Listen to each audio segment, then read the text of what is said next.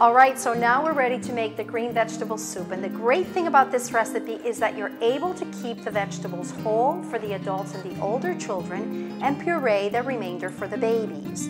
One thing you want to bear in mind is to eliminate any food allergies, any possible food allergies. So with this recipe that contains asparagus, green beans, carrots, it contains kale, chard, onions, celery, you want to make sure that you make just one puree at a time for your infant. In this case, you would make asparagus for 3 to 5 days. Once you see that there's no allergic reaction, then you would make another puree of perhaps green beans for 3 to 5 days. Once there's no allergic reaction to that, you're able to blend them and serve it together. So assuming that all allergies at this point have been eliminated, we're going to make this recipe, which is delicious. Okay, so we're going to go ahead and start by caramelizing or sauteing the onions and the celery just a little bit since they are sharper in taste. And we're going to go ahead and throw them in here at medium heat. We're going to get the celery. And even though some people are so afraid of butter, butter contains vitamin A, which is wonderful for your children. There's absolutely nothing wrong with that. So we're going to put a little bit of butter on there so that we're able to saute it. And there we go. And we're going to go ahead and saute that for about 2 minutes or so at medium heat.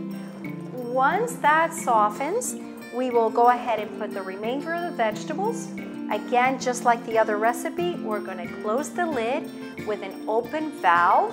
In about 5 or 6 minutes, when the whistle blows and the temperature control gauge is at medium heat, we will close the valve and take it off the stove altogether. You leave it in there still cooking for about 2 to 3 minutes. And that's it. At that point, we can puree, or you can remain with some of the vegetables intact for the other members of the family. Okay, now we're going to go ahead and add the rest of the ingredients, which again are green beans. And we're going to add carrots for sweetening. And we all know that if we're going to give babies vegetables, we definitely want to give them the vegetable before the fruit. And the chard and the kale. Beautiful. We already have it at medium heat. We will leave it there for about 5 minutes or so, at which point the whistle will blow, we'll close the valve, and we take it off the stove altogether. Our green soup is almost done now. The whistle is blowing, so we're going to close the temperature control gauge.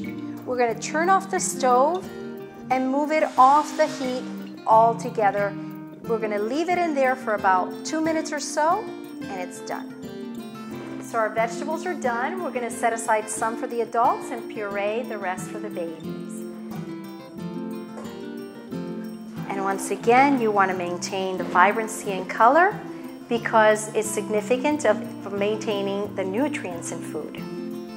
The great thing about this blend is that we can incorporate kale and chard into this puree, which are vegetables that children would definitely not want to have and they won't recognize because of the blend.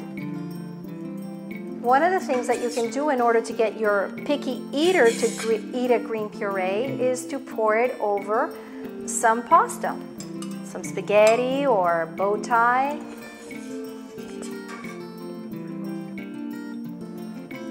And of course, the most ideal would be gluten-free pasta. Depending on your child's age, you can pour a little bit of water or a lot of water, depending on the consistency that you need for your infant. So we're just going to pour just a tad in here, and of course this water is purified.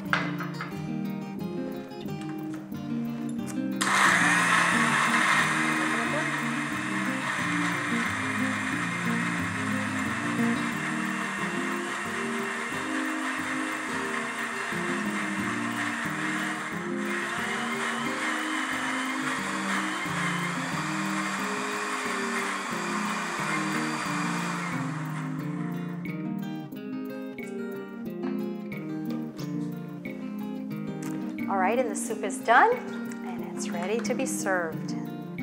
Not only is it beautiful, but it is delicious.